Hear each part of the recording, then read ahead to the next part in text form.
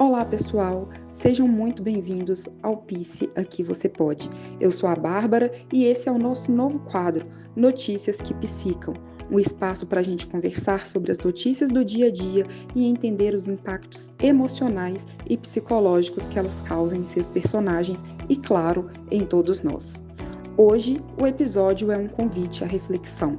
Vamos falar sobre educação, diversidade e desafios enfrentados pelos estudantes LGBTQIA+, dentro das escolas brasileiras. Recentemente, uma matéria da Agência Brasil trouxe um dado alarmante. 9 em cada 10 estudantes LGBTQIA+, afirmaram já ter sofrido agressões verbais na escola. E entre pessoas trans e travestis, esse número é muito mais grave. Quase 75% relataram violência recorrente. Esses números não são apenas estatísticas, eles representam corpos, identidades e histórias que vivem cotidianamente o peso da exclusão dentro de um espaço que deveria ser de acolhimento e aprendizado.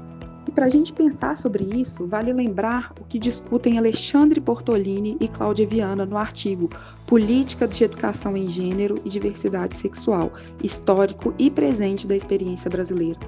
Eles mostram que, apesar dos avanços nas políticas públicas voltadas para a diversidade, a escola ainda tem uma dificuldade enorme de lidar com a diferença, principalmente quando o assunto é sexualidade, gênero e identidade.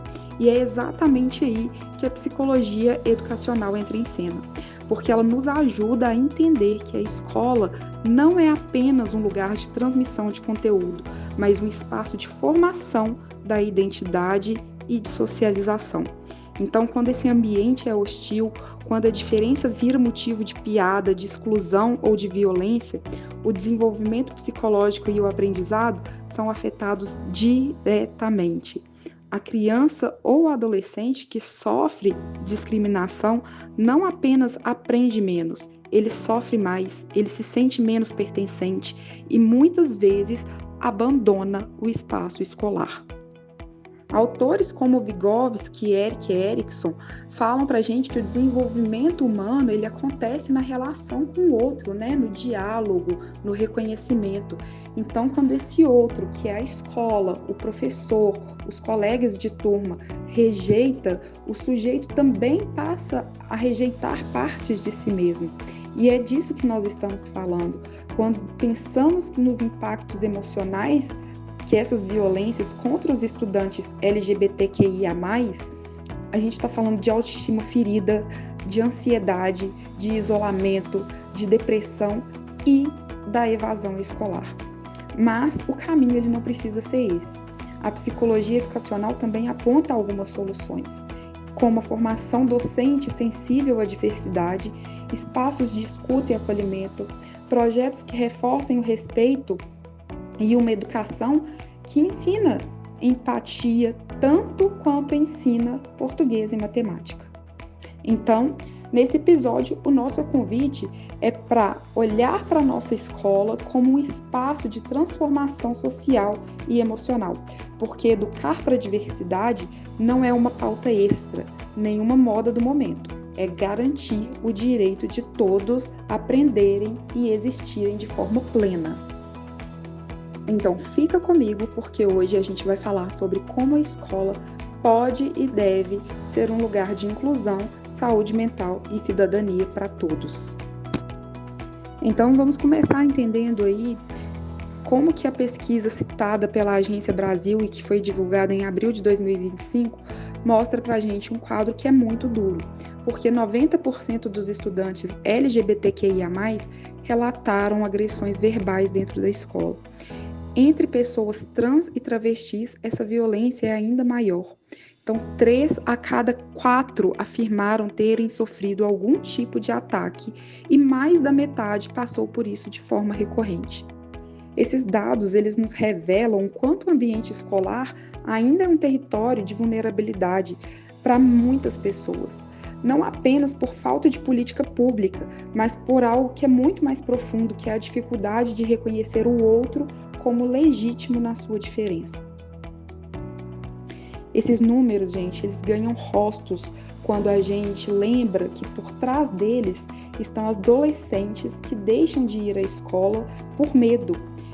Esses adolescentes, eles mudam seu comportamento para evitar serem zoados, para evitar ser vítima de bullying, ou eles se calam sobre quem eles são para não se tornarem alvo.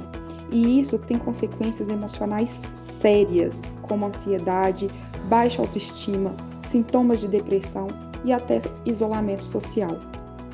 Então, na linguagem da psicologia educacional, isso significa que a escola está falhando em um dos seus papéis mais fundamentais, ser um espaço de socialização saudável e construção de identidade.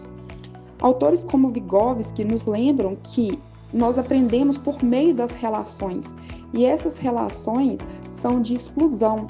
O aprendizado, então, se torna um processo de dor e não de prazer. Então, quando o ambiente educacional se torna hostil, aquilo que a gente chama de zona de desenvolvimento proximal, que é o espaço de apoio que permite ao aluno aprender com o outro, se rompe, o estudante ele não aprende porque ele não se sente seguro para existir. E é essa sensação de não pertencimento impacta o desempenho escolar. Porque, afinal de contas, ninguém consegue se concentrar em uma prova ou participar de uma roda de leitura, ou porque está lutando ali intermitentemente para ser aceito, né? É como tentar aprender a nadar num rio que te empurra para baixo o tempo todo. Agora, se a gente olhar para isso com as lentes do artigo Políticas de Educação em Gênero e Diversidade Sexual, Histórico e Presente da Experiência Brasileira, foi escrito por Bortolini e Viana em 2022, dá para a gente entender que essa exclusão não é um acidente, ela é o resultado de disputas políticas e culturais que atravessam também o espaço escolar. Então, esses autores, eles mostram que ao longo dos anos, as políticas de formação docente e os projetos de diversidade, eles foram sendo criados, mas também atacados por discursos que chamam esse debate de ideologia de gênero. E quando a escola deixa de discutir gênero e sexualidade, ela não se torna neutra. Ela apenas mantém um silêncio que protege o preconceito. Então, como diz Paulo Freire, a neutralidade é impossível. Ou a educação é libertadora ou ela é domesticadora. Então, na psicologia educacional, a gente consegue entender que a aprendizagem está ligada ao afeto, ao sentimento, ao pertencimento e à segurança emocional. Sem isso, não há desenvolvimento pleno, nem cognitivo e nem emocional.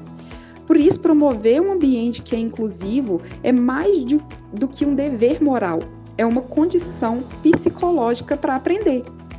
E sabe o que é mais interessante? É que muitos professores, eles querem ajudar, mas eles não sabem também por onde começar.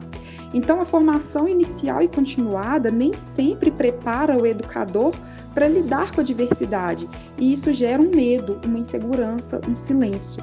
Então, o papel do psicólogo educacional, ele é fundamental, porque ele vai ajudar a sensibilizar, a formar, a acolher e a criar espaços de diálogo dentro da escola. A boa notícia, então, é que existem caminhos, né? Projetos de formação, rodas de conversas, políticas públicas e, principalmente, uma escuta empática. Porque quando a escola reconhece a dor, ela também começa a curar. Então, se você é educador, estudante ou profissional da saúde mental, a reflexão de hoje é uma reflexão simples, mas também é uma reflexão muito profunda. Como podemos transformar a escola num lugar onde ninguém precisa esconder quem é para poder aprender?